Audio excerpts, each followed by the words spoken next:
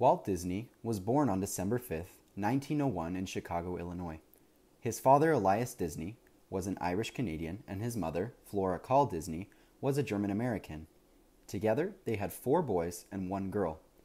At the age of 4, his family moved to Marceline, Missouri, where he drew and painted pictures for his neighbors and friends starting at the age of 7. Disney's father was very strict, and his family was quite poor, but that didn't stop him from pursuing his education and career in art. His family later moved to Kansas City, and he had the opportunity of working with his uncle, who happened to be a train engineer. Walt sold snacks and newspaper on the trains during summertime to make some extra money. Walt returned to Chicago and began attending McKinley High School, where he studied art and photography. At night, he attended the Art Institute of Chicago, where his skills as an artist began to develop greatly. At the age of 16, he dropped out of high school and attempted to join the army, where he was rejected after they discovered he was underage. Instead, he joined the Red Cross and was sent to drive an ambulance in France, but returned to the U.S. a year later in 1919.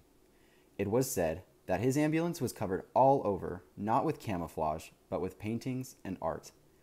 After the war, he returned home to Kansas City, where he continued to expand his abilities. He was later given personal awards, including honorary degrees from Harvard, Yale, the University of Southern California, and UCLA because of the work he's done. After starting their initial company, Walt hired a woman named Lillian Bounds. They met in 1920 when she became one of their first employees. After 5 years, they were married in 1925. Disney and his wife tried to have children for several years, but had 2 miscarriages before they had their first child. Diane Disney was born in 1933 and was their only biological child. 3 years later, they adopted a child named Sharon in 1936. Diane and Sharon were the reason that the Disney theme park was created as a place where children and parents could enjoy time together. Lillian became Walt Disney's unofficial advisor in all of his ideas. She was the one who helped to give him the idea for Snow White. They would discuss different ideas before carrying them out. After the creation of Mickey Mouse, Lillian was the one that came up with the idea to name the character Mickey instead of Mortimer. There are many rumors that said that Walt Disney was not a good father, but his daughter Diane has always said that she loved growing up with him. As children, his girls said that they always loved going to the pool with him, and that they would twirl and stand on his shoulders. He also made their playroom outfitted with a soda fountain. Both daughters have since passed on.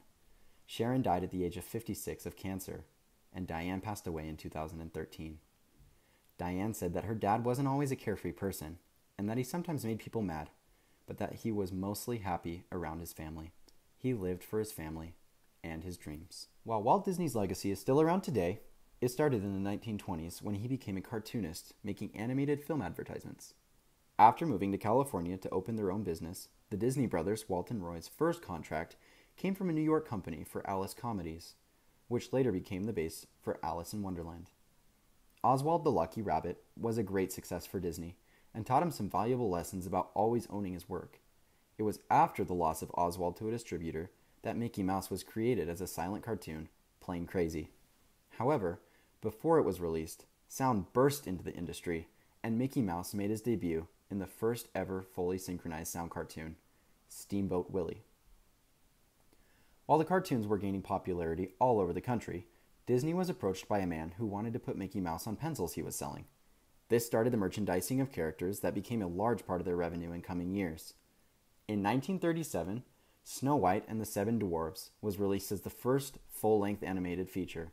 Pinocchio, Fantasia, Dumbo, Bambi, and The Song of the South, which featured the merge of live actors and animation, were released before and during World War II. During World War II, Walt made 2 films in South America, Saludos Amigos and The Three Caballeros, at the request of the State Department.